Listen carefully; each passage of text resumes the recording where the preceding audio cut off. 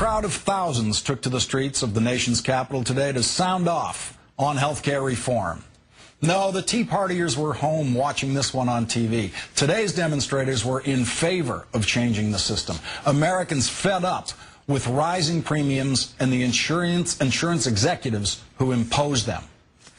Today's protesters marched through downtown Washington, headed toward the Ritz-Carlton, where they hoped to make a symbolic citizens' arrest of insurance industry executives who were holding their annual meeting at the hotel. Before they set out, the crowd was cheered on by former Vermont Governor and DNC Chairman Howard Dean, also a former family physician. This morning, White House Press Secretary Robert Gibbs told ABC News that he does not believe health care reform will cost Democrats in November's midterm elections.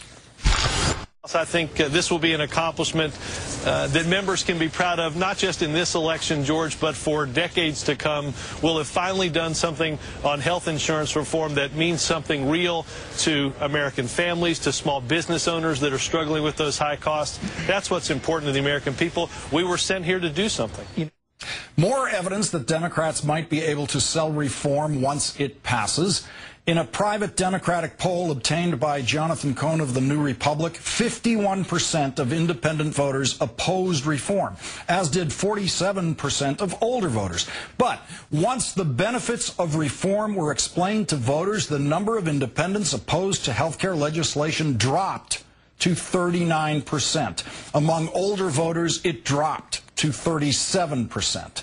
And doing his best to incentivize Democrats, Rush Limbaugh has warned that if health care reform passes, he will leave and move to Costa Rica, where the government, of course, provides socialized health care for all its residents.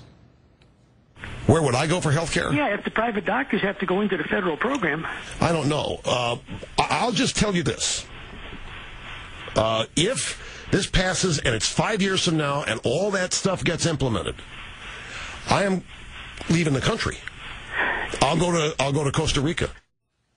Let's bring in the founder and publisher of Daily Kos, Markos Moulitsas. Also, of course, the author of Taking the System.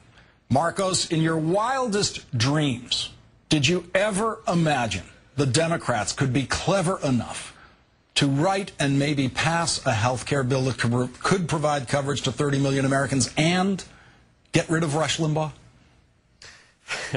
Well, it's definitely the cherry on top, so to speak. And this is a great accomplishment, I think. I mean, it's not everything that we wanted as progressives. It's a long way towards that. But as a first step, it's actually a very, very important first step. And I look forward to all its provisions implemented in 4 years. I look forward to improvements on this legislation in those 4 years. And I definitely look forward to Rush Limbaugh leaving the country.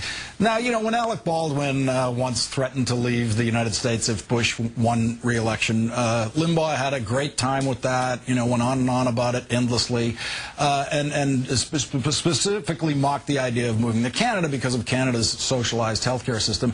Rush said on the air he didn't know where he would have to go to have the healthcare system he wants. I'm not sure the healthcare system Rush wants exists anywhere on the planet. Do you know where you might recommend for Rush to find his absolute perfect private sector health plan? Well, it wouldn't be Costa Rica, but I'll tell you what probably would work. I think Somalia would be great for Rush. I mean, it's a libertarian paradise. Everybody has guns. There's not much of a government. There sure as heck isn't government-run health care. So I think if you're talking about Rush's worldview, I can't imagine a better place than Somalia, as long as he can find himself a nice $20 million pad in Mogadishu. Now, the sharpest criticism I have heard of the Obama bill, the Democrats' bill, came on this show last night by Dennis Kucinich. I mean, it made me wonder if Dennis Kucinich had been sitting at on the Republican side of the table at the big forum with Obama, it might have turned out differently. Kucinich criticizes this from his perspective on the left. It doesn't do enough, and he goes through and knocks down Democratic talking points point by point. How is that? How is the Kucinich position being received out there in the liberal blogosphere? Well, it's definitely a very Ralph Nader-esque approach, I think, to politics, a very unrealistic and self-defeating approach. I mean, Ralph Nader paved the way for 8 years of George Bush and wars and an attack on our civil liberties and in our economy. And I'm going to hold people like Dennis Kucinich responsible for the 40,000 Americans that die each year from a lack of health care. And I don't care if you're a Republican or you're a conservative Democrat or you're somebody like Dennis Kucinich. Fact is, this does a heck of a lot for a lot of people. And like I said, it's not perfect. It definitely needs to be improved.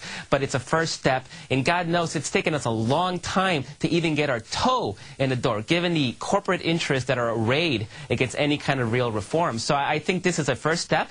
It's definitely not the end of the path. It's not the ideal solution.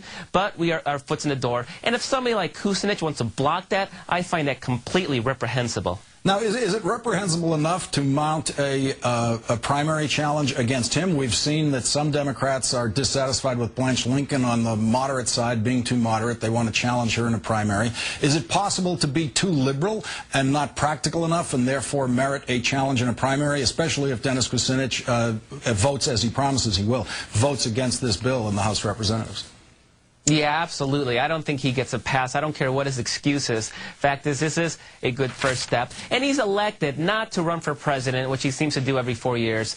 He's not elected to grandstand and to give us this ideal utopian society. He's elected to represent the people of his district. And he's not representing the uninsured constituents in his district by pretending to take the high ground here. What he's doing, he's undermining this reform. He's making common cause with Republicans. And I think that's a perfect excuse and rationale for a primary challenge.